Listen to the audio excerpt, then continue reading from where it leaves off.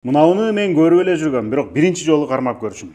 Бул деген жанагыл электр столбаларына коюлган, бир столбадан бир столбага бараткан токту ошол коопсуз өткөрүп ийе турган нерсе экен. Эгер бул болбосо, ошол столбанын түбүнө барсак, бизди тогуруп кетмек экен.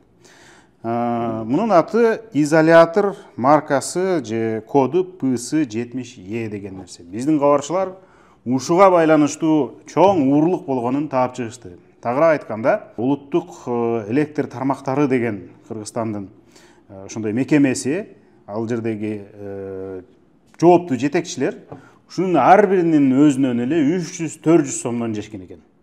Элестеткиле, бир столбада эле бир топ ушундай изолятор коюлат. Кыргызстан боюнча жаңылап аткан экен, анда 10 000 деген ушундай изоляторлор коюлган. Натыйжада миллиондогон сом мамлекеттин казынасына зыян келгени аныкталган.